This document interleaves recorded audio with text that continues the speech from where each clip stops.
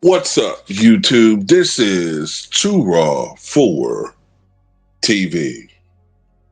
All right, so before I get into this video, I want to give a shout out to Star Good Services for the $13 donation via the PayPal. And he asked me a very unique question, one I've never been asked before. And I did hear your guys' thoughts on this one too. He said, who would I rather pick to build a team around? Moses Malone or David Robinson, right? Now I'm going to assume he means each player in their prime, all right? Now, this looks to me to be Moses around 1986 or so, toward the end of his tenure with the Sixers, when he was still a very, very good center, but not quite in his prime. I would say his best years, to me at least, Moses' best years were probably like 78 to 83.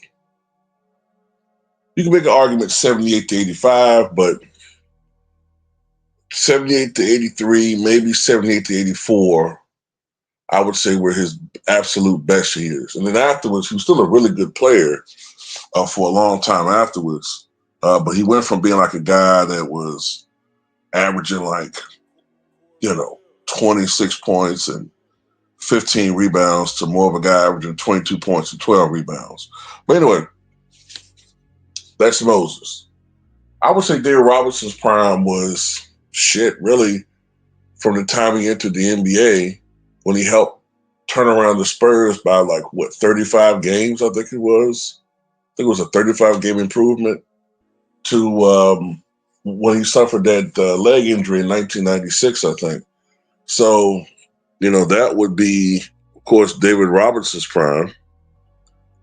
And of course, David Robinson, although he had a reputation for being kind of soft, he was an amazing basketball player.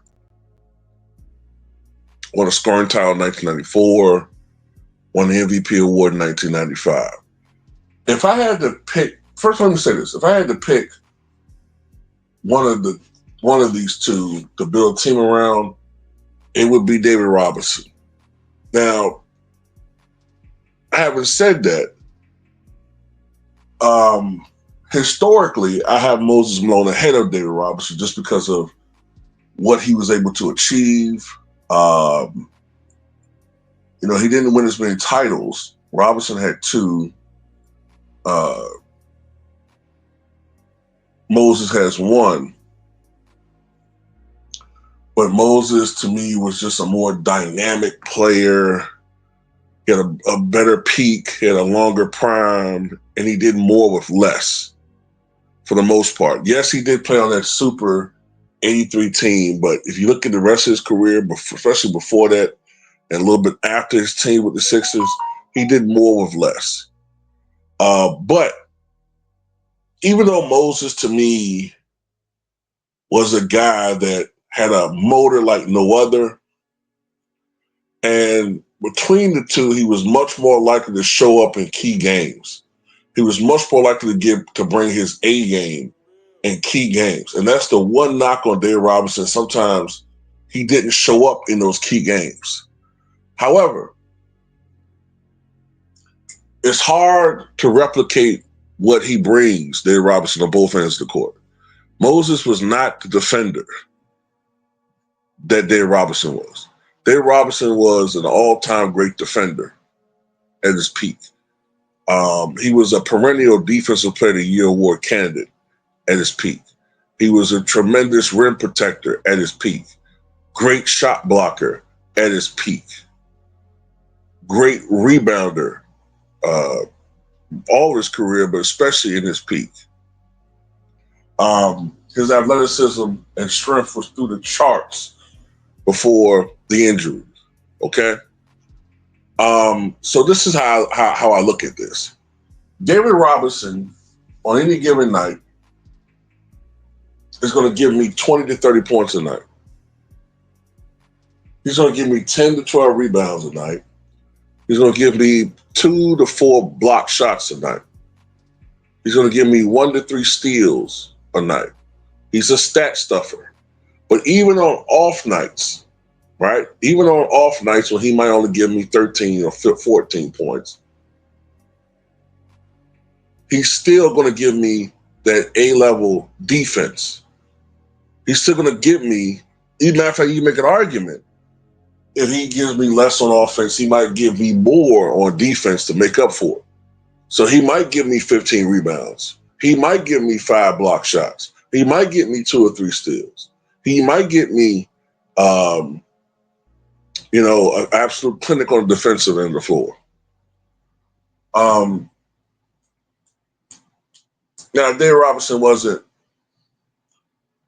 an A-list facilitator, but he wasn't bad at that skill set, from what I can recall, especially as he got older, especially for the era he played in. All right, now having said all that, right?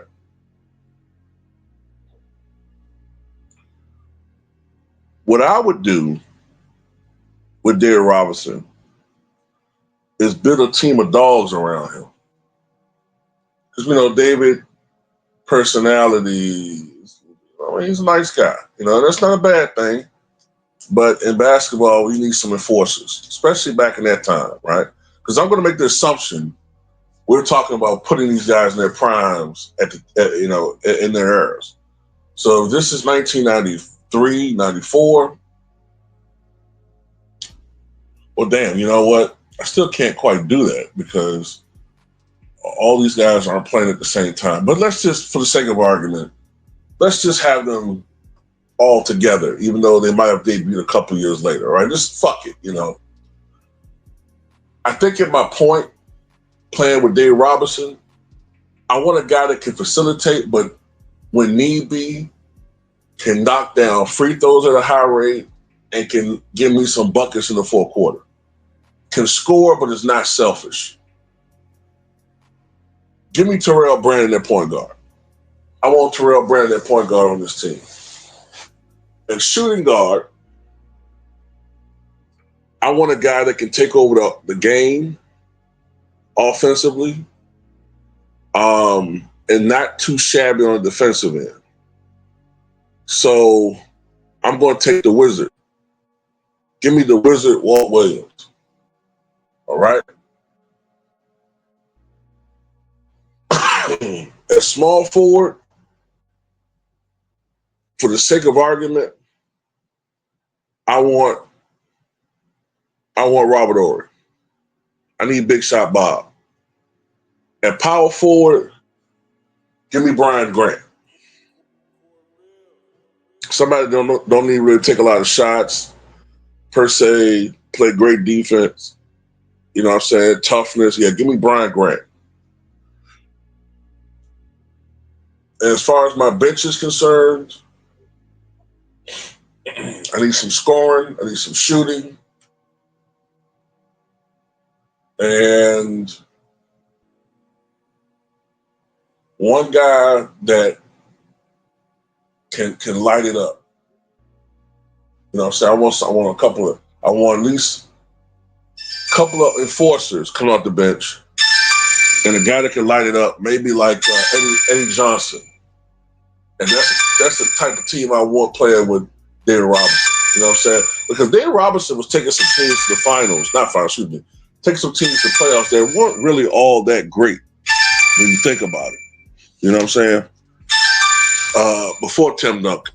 But anyway, that's how I look at it. Tell me what you guys think.